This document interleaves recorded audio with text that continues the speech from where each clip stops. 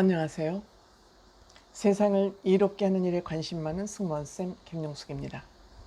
유희열 씨가 유희열의 스케치북을 떠났고 그 프로그램은 종영이 됐습니다. 유희열 씨가 이렇게 방송을 떠나고 방송이 종영되는 것으로 끝날 것인가 라는 그런 의문을 갖고 있던 차에 신문에 칼럼이 하나 실렸습니다. 그 칼럼을 보면서 저는 이 정도로 끝날 것이 아니라 KBS는 유희열 씨 문제로 인해서 방송이 종영된 만큼 유희열 씨의 책임이 있는 만큼 KBS는 유희열 씨를 상대로 손해배상이라도 청구해야 된다. 저는 그런 생각이 들었습니다. 이거는 유희열 씨 문제뿐만이 아니고 앞으로 창작 예술이 필요로 하는 음악계, 작곡가계의 경종을 울리는 의미에서라도 저는 KBS는 유희열 씨에게 명예훼손이라 손해배상이라도 청구해야 되지 않나 이렇게 생각합니다. 유희열 씨로 인해서 KBS가 그만큼 체면을 구겼기 때문입니다. 이러한 생각을 하고 있던 차에 2022년 8월 3일 중앙일보에 유희열 사태가 남긴 것이라는 소중한 칼럼이 실렸습니다. 이 칼럼을 읽으면서 맞다. 내 생각이 결코 틀리지 않았구나 하는 생각이 들었습니다. 이것은 칼럼이기 때문에 제가 원문 그대로 읽어드리도록 하겠습니다. 이 칼럼은 양성이라는 중앙일보 칼럼 리스트가 쓴 칼럼입니다.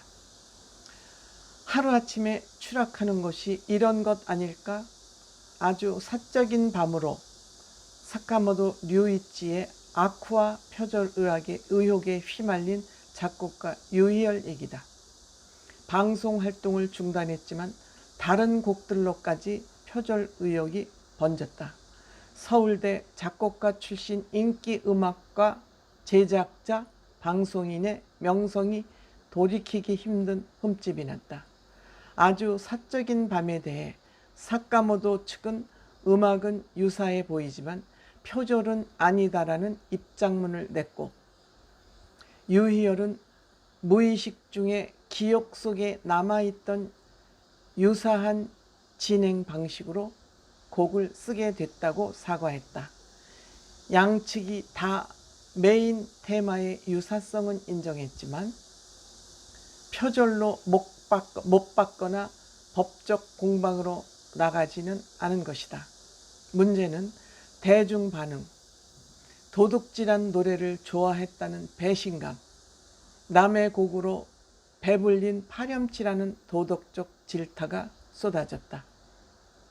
유희열의 다른 곡들이 줄줄이 소환되고 이적, 이무진 등 다른 가수들도 불똥이 튀었다. 이적과 이무진은 표절을 부인했다. 유튜브에는 노래의 일부분을 짜맞춰 비교하는 표절 고발 영상이 연일 올라온다. 조회수 장사를 하는 사이버 레코들의 새 시장이 열렸다. 표절을 충분히 의심할 만한 곡과 억지 케이스와 대중의 비분 관계가 뒤섞였다. 이제는 인터넷으로 해외 곳곳의 음악을 누구나 듣게 된 대중 감시가 전면화된 시대다. 전문가주의에 대한 반감은 극대화됐다. 소비자인 내 판단이 가장 중요하며 막귀인 내가 들어도 표절 같으면 표절이고 묵묵하는 이들은 가득 기득권 카르텔로 여긴다. 사실 음악의 표절을 판정하는 명확한 기준은 없고 저작권 위반은 피해자가 고소해야 법정에서 시시비비를 가리는 민사 문제인데 대중이 최종 심판자를 자처한 셈이다. 음악 논쟁이 정의와 도덕 여론 심판이 됐다. 정의와 도덕 여론 심판이 돼버렸다. 물론 하늘나라에 완전히 새로운 것은 없다는 창작자들의 흔한 변명이 표절에 대한 면죄부가 될 수는 없다. 들키지 않게 요령껏이라는 고의적 표절 문화가 있었던 것도 사실이다. 그러나 머니코드, 히트 공식 진행 방식이랍니다.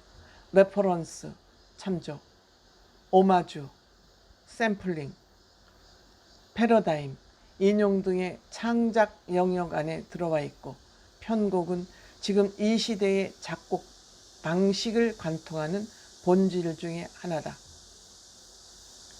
문학평론가 김봉현은 작금의 사태에서 순수 창작론의 근본주의적 태도를 읽기도 한다. 창작은 엄숙하고 신성한 것이며 모든 것은 스스로의 힘으로 온전히 해내야 한다. 는 오래된 믿음이 있다.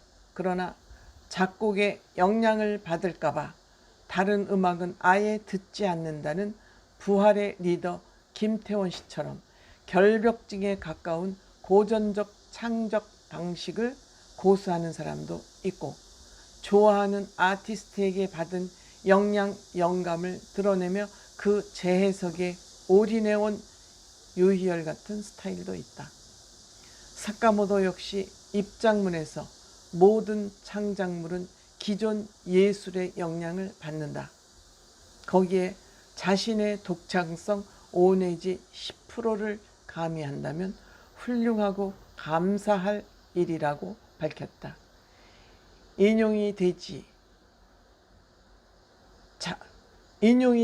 자기 언어로 각속했다는 여부, 유사해도 오리지널리를 가르는 결정적인 부분인지 습관적 표현인지에 따라 최종 판결은 달라진다. 유희열이 레퍼런스와 모방의 경계를 아슬아슬 오가다 어느 순간 단순 참조를 넘어 그대로 갖다 썼다면 그건 명백한 잘못이고 합당한 비판과 도의적 법적 책임을 져야 한다. 그러나 여기까지다. 청자가 느끼는 실질적 유사성이 표절 판정의 한 근거인 건 맞지만 온라인 효능감에 기초한 묻지마 여론재판, 전인격적 비난은 문제다. 신현준 성공회대 교수는 SNS에 유희열이 표절했다고 의심받는 곡들과 원곡들은 모두 자세히 들어보고 비난하는 사람은 5% 미만일 것이라고 꼬집었다. 비틀스, 롤링스톤 같은 거장들도 피해가지 못한 게 표절십이다. 표절은 양심과 정의의 문제이기도 하지만 현실 세계적인 저작권 비즈니스의 하나다. 피해자가 문제 없다면 끝이고 법정까지 가기 전에 공동 저작권자로 이름을 올려야 하는 경우도 많다. 이게 전문 영역이기 때문에 제가 이 문장을 읽으면서도 완전히 문장을 제가 해석하지는 못했습니다. 완전히 이해하지는 못했습니다. 하지만 저는 김태원 씨, 부활의 김태원 씨는 결벽증이 있어서 다른 음악을 듣고 영향을 받을까봐 다른 음악을 듣지 않는 이런 결벽한 작곡가가 있다는 것을 감안한다면 이 표절, 논문 표절, 이 노래 표절들은 우리가 심각하게 한번 살펴봐야 될 시기가 됐고, 본인이 방송을 그만둔 것도 표절을 인정한 것이라고 생각이 됩니다.